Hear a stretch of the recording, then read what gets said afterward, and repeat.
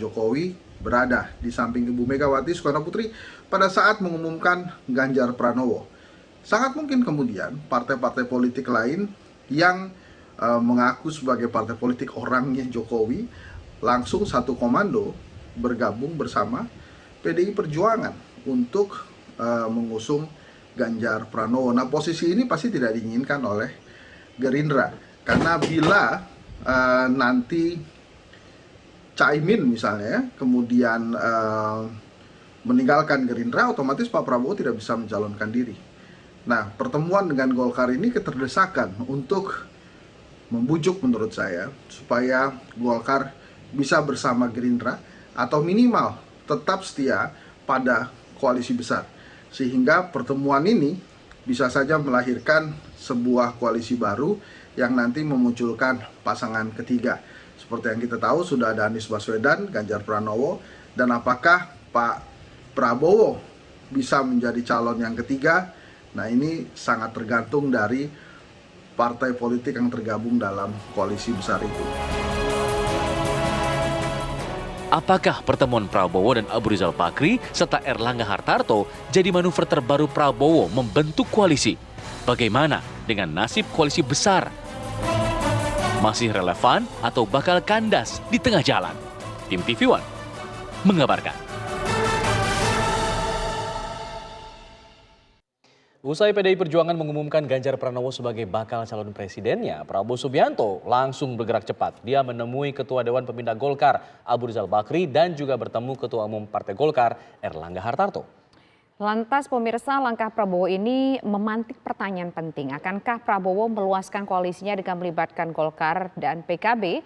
Atau maukah Golkar mengalah untuk memasangkan Erlangga Hartarto dan atau mungkin Ridwan Kamil sebagai wakil dari Prabowo? Pasalnya dalam Munas Golkar pemirsa telah ditetapkan Erlangga ini diusung Golkar untuk menjadi capres. Ya. Nah, kita akan berbincang nanti bagaimana pula nasib koalisi Gerindra PKB dengan adanya langkah baru dari Prabowo ini, begitu ya pemirsa ya. Dan untuk membahasnya saat ini telah bergabung bersama kami ada 3 orang narasumber, yaitu yang sudah hadir di studio kami sudah ada Wakil Ketua Umum Partai Golkar, yaitu ada Abang Ahmad Duli Kurnia. Assalamualaikum Bang. Assalamualaikum warahmatullahi wabarakatuh. Terima kasih sudah hadir, dan juga saat ini bergabung bersama kami secara virtual yaitu ada Pak Habibur Rahman dari Gerindra. Selamat sore, Assalamualaikum Pak Habibur Rahman. Assalamualaikum. Ya, kemudian juga ada pakar politik yaitu ada Mas Burhanuddin Muhtadi. Selamat sore Mas Burhanuddin Muhtadi. Terima kasih sudah bersedia hadir di libur Lebaran ini. Pertama saya ingin tentunya ke Gerindra dulu nih yang bersilaturahmi ke Golkar begitu ya. Kira-kira apa sih yang disasar? Apakah ingin meminta supaya Golkar ini tetap bersama dengan Gerindra untuk membuat sebuah koalisi agar bisa bersama-sama maju ke Pilpres 2024? Pak Habibur Rahman. Ya, yang pertama ini kan suasana hari raya ya, suasana silaturahim. Jadi memang beliau itu kan saling bersahabat satu sama lain sudah puluhan tahun. Sebetulnya nggak ada pemilu memang biasa saling berkunjung. Yang kedua memang terkait pemilu, kami ini tentu melakukan ikhtiar ya, mempertahankan dan memperbesar koalisi yang ada. Karena kan hari berganti hari ya, pemilu itu kan mau nggak mau kan semakin dekat. Tentu kita melakukan ikhtiar.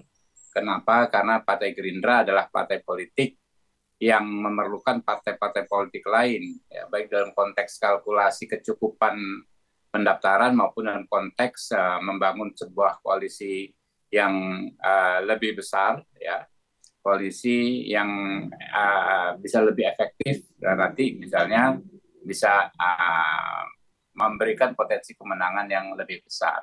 Itu harus kita sampaikan. Jadi sudah ada tadi komunikasi, intinya ya kedua belah pihak ya tentu saling membuka diri. Pertama kita bicara narasi besarnya dahulu. Narasi besarnya adalah soal komitmen kita tentang keberlanjutan keberhasilan pembangunan di bawah kepemimpinan Pak Jokowi ini. Ya, yang kedua keharusan kita para elit menunjukkan sikap yang kompak, yang guyup ya di tengah percaturan geopolitik internasional yang memanas saat ini. Nah, itu. Jadi sambil terus berdinamika ya nanti kita akan update ke rekan-rekan. setiap perkembangan yang signifikan. Oke. Kurang lebih Ikhtiar dari Gerindra untuk memperbesar koalisi. Pertanyaannya, apakah ikhtiar dari Gerindra ini diterima oleh Partai Golkar? Dan jika kemudian diterima, apakah itu akan mengorbankan hasil Munas yang sebelumnya sudah menetapkan Erlangga Hartarto sebagai calon presiden dari Partai Golkar? Nah, jadi sebenarnya kalau kita lihat secara umum ya, ini kan tahapan berikutnya yaitu tahapan proses pematangan nih. Oke. Jadi mulai dari ta'aruf, perkenalan, terbentuknya potensi koalisi. Dan ini kan predictable ya. Orang kan menunggu kemarin PDI gimana. Nah, Betul. orang akan mengambil atau mencari kristalisasi ketika PDI menentukan sikap. Nah, sekarang sudah kan gitu. Nah, jadi menurut saya pertemuan-pertemuan ini pertemuan yang memang seharusnya dilakukan oleh antar partai politik. Nah, apalagi kan antara Pak Prabowo beliau juga pernah bilang waktu datang ke Golkar ini almater saya gitu. Jadi hubungan kita kan cukup dekat. Apalagi dengan Pak Abu Rizal Bakri sebagai Ketua Dewan Pembina. Dulu waktu pemilu 2014 kita malah sama-sama. Pak Ical di depan mengusung pasangan Pak Prabowo bersama Pak Hatta Rajasa pada saat itu.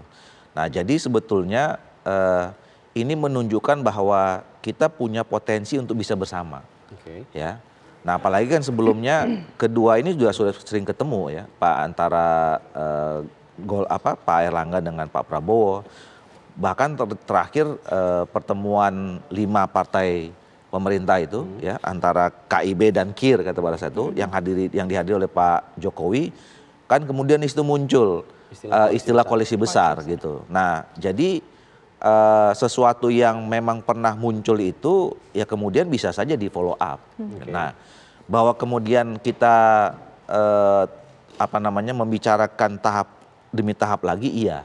Jadi ini mungkin bicara tentang pengkristalan soal platform apa yang mau kita bangun, narasi apa yang mau kita suguhkan kepada masyarakat. Bahwa kemudian nanti tahap berikutnya ada pembicaraan paketnya seperti apa, ini saya kira nanti akan ada pembicaraan Apakah berikutnya. paketnya itu kemudian tidak akan melibatkan PDIP yang saat ini sudah mencalonkan Ganjar Pranowo? Nah, orang waktu itu mempertanyakan koalisi besar itu siapa saja, ya kan? Sebetulnya kan ide koalisi besar ini muncul pada saat Pak Erlangga Hartarto, ketua kami itu datang berkunjung ke Nasdem pada saat itu. Tapi kemudian beberapa hari setelah itu ada pertemuan yang tadi saya sebutkan itu, yang 5 partai politik. Semakin orang mengatakan, oh inilah koalisi besar. Lantas pertanyaan berikutnya adalah, apakah koalisi besar itu cukup 5 ini saja, atau kemudian melibatkan PDIP? Nah, waktu itu kita mengatakan, ide koalisi besar ini kan begini sebetulnya. Pertama, kita menganggap bahwa untuk mengurusi negara sebesar Indonesia ini memang perlu dibutuhkan kekuatan sinergi yang luar biasa. Semua potensi kekuatan politik. Saling mendukung. Jadi kalau makin banyak koalisinya, makin besar koalisinya, itu mudah-mudahan makin stabil perjalanan pemerintahan nanti pasca pemilu, kira-kira begitu. Nah, yang kedua, koalisi besar ini kan tentu tidak bisa dilepaskan dengan soal strategi pemenangan. Semua partai politik pasti ingin menang, gitu loh. Nah, makin banyak barisannya, tentu potensi potensi menang makin besar. Nah, oleh karena itu dua dasar ini kan sebetulnya yang mendorong kenapa kita harus membangun koalisi besar. Nah, oleh karena itu kalau kita ingin membangun konsep koalisi besar, ya siapa saja, kita menerima sama siapa saja yang mau terlibat di dalamnya. Termasuk waktu itu kalau misalnya PDI ingin bersama-sama gitu. Nah, ini juga nanti kita kan belum tahu ya. Sekarang yang sangat intensif dan kemudian berkembang menjadi isu kan antara kami Golkar dengan Gerindra ya. Bahwa kemudian nanti ini sudah terjadi, mana lagi yang mau gabung gitu kan, itu kan masih terbuka juga kemungkinan. Tapi tadi cukup menarik dibahas soal ya potensi untuk bersama itu sangat terbuka besar. Tapi kan tidak bisa dipungkiri bahwa ada hasil Munas begitu yang sudah dilakukan beberapa waktu sebelumnya. Apakah potensi untuk bersama itu tergantung dengan hasil Munas itu atau bagaimana? Oh iya, kami sampai sekarang saya kira sama posisinya ya. Setiap partai politik itu sudah punya keputusan masing-masing. Kami sejak awal tadi disebutkan Golkar sudah memutuskan di Munas bahwa Golkar harus punya calon presiden sendiri. Di Maret 2021 kita sudah putuskan bahwa calon presiden itu adalah ketua umum kami Pak Erlangga Hartarto. Sama juga dengan Pak Prabowo kan juga sudah Gerindra sudah memutuskan dari awal bahwa calon presidennya Pak Prabowo. PDI juga sudah putuskan sekarang, Nasdem sudah putuskan sebelumnya ini. Jadi semua partai politik sudah punya keputusan masing-masing. Tapi kalau bicara dalam konteks koalisi, itu kan nanti bicaranya bersama-sama. Beda lagi ya. Beda lagi. Okay. Nah, siapa yang nanti paketnya seperti apa, itu kan nanti tergantung dalam pembicaraan berikutnya, kira-kira begitu. Tapi kalau at the moment, at this time, kita semua punya masing-masing. Kalau Golkar sampai sekarang calon presidennya masih Pak Erlangga Hartarto. Kalau Gerindra bagaimana Bang Habibur Rahman? Apakah masih terbuka untuk kemungkinan bisa saja nanti paketnya bukan Pak Prabowo yang menjadi capresnya, mungkin bisa cawapresnya, atau saklek nih Gerindra, Prabowo harus jadi capresnya? Ya, saya pikir kita juga harus mengedukasi publik ya soal narasi ini. Kita jangan bentur-benturkan kok partai ini harus ini, partai ini harus ini. Enggak. Ya, makanya kita kan yang harus penting kita lewati bersama adalah tahapan-tahapan itu. Kita mengedukasi publik soal pentingnya narasi besar melanjutkan pemerintahan, keberhasilan pemerintahan Pak Jokowi. Kita mengedukasi publik soal kekompakan dan lain sebagainya, gitu kan. Jadi nggak sesederhana, ya. Apakah ini pasti? Apakah bisa berubah? Kalau disimplifikasi seperti itu, ini namanya politik. Bukan matematika gitu loh, bukan di pelajaran. Tapi orang-orang penasaran Pak Habibur Rahman, kalau seandainya nanti nih sudah nih paket-paketnya kita belum tahu, tapi kita berandai-andai saja dulu melihat ke depan begitu, mencoba memprediksi. Kalau seandainya Golkar, 2-3 detik, boleh? Oke, silakan. Halo? Ya, silakan Pak. Ya, jadi kita ingin mengedukasinya itu bertahap. Ya, sebagaimana disampaikan oleh saudara saya tadi, Pak Doli. Jadi yang kita edukasi yang hal-hal besarnya dahulu, sambil terus berjalan soal-soal yang lebih detail, lebih teknis. Kita banyak sudut pandang masalah. Satu sisi ya kan yang soal narasi-narasi besar tadi. Kedua juga soal subjektif masing-masing partai politik, ya, soal subjektif. Di mana kita tentu semua partai secara alamiah, ya, memperhitungkan soal keuntungan yang bisa didapat dalam konteks elektoral, misalnya kotel efek itu tadi. Nah, makanya kan nanti yang besarnya dulu kita sepakati, ya, sambil yang lain-lainnya kita diskusikan. Jadi insya Allah kita sudah menjalani proses ini beberapa kali dalam sejarah pemilu di era reformasi. Dan faktanya kan akhirnya semua selesai bisa menemukan solusi yang happy solution, ya, bukan win-win solution saja, happy solution. Happy solution, win-win solution. Kalau seandainya Golkar menyatakan kita bisa jalan bareng, tapi ya udah nggak apa-apa, wapresnya dari Golkar. Apakah kira-kira Gerindra dan PKB bersedia? Jadi Gerindra deh dulu. Misalnya dalam konteks tadi Partai Gerindra menghormati putusan PDIP yang mencalonkan Pak Ganjar. Kita bisa memahami sebagai partai terbesar yang memiliki kuota cukup, ya, demi menjaga konstituennya maju. Toh kalau ini misalnya kapalnya ada 2, tetap aja bisa bertemu di tahapan selanjutnya. Yang paling penting kan ini partai-partai menyelamatkan basis pendukungnya masing-masing. Nah, kurang lebih begitu. Nah, terkait dengan PKB, rekan kami, sahabat kami ini terikat dalam koalisi yang sangat-sangat solid dengan PKB. Penentuan capres dan cawapres, ya, kalau di level koalisi itu ditentukan oleh 2 orang ketum yang berdiri sama seimbang, kolektif dan kolegial, yaitu Pak Prabowo dan Gus Muhaimin Iskandar. Penentuan capres dan cawapres berikutnya dari koalisi ini akan diputuskan dan diumumkan oleh beliau berdua. Jadi nggak akan ada masalah dengan PKB karena semua keputusan, semua tindakan yang dilakukan oleh Partai Gerindra tentu atas konfirmasi dengan PKB. Kurang lebih begitu. Baik, saya ingin ke Mas Burhan untuk menganalisa mengenai pertemuan ini dengan tadi narasi-narasi koalisi besar yang kemungkinan akan terjadi. Apakah ini suatu hal yang potensial terjadi atau Anda melihat ada hal lain di situ? Pertama begini, bagaimanapun dari sisi narasi utama, misalnya melanjutkan legasi Presiden Jokowi, kemudian menyatukan frekuensi yang sama terkait dengan tantangan global yang makin kuat, itu pada dasarnya partai-partai yang bertemu di markas Rumah PAN beberapa waktu lalu itu punya kesamaan pandang yang sama. Yang membedakan adalah mereka belum bertemu dengan siapa capres dan cawapres yang mereka sepakati.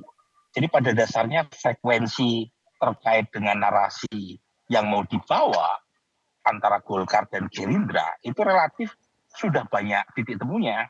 Apalagi kedua tokoh, terutama Pak Prabowo maupun elit Golkar itu berasal dari kawah Candra di Muka yang sama. Nah, yang belum ketemu adalah siapa capres-cawapres yang diusung oleh partai ini. Itu yang pertama. Yang kedua, ini berkaitan dengan begini Alfat, koalisi besar yang notabene gabungan antara koalisi Kebangkitan Raya dengan koalisi Indonesia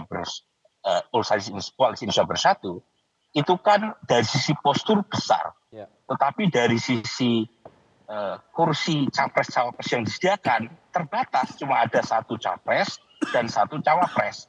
Sementara pesertanya diharapkan atau koalisinya diharapkan besar. Nah, di sini problem yang dihadapi oleh partai yang ingin membentuk postur atau size koalisi yang besar.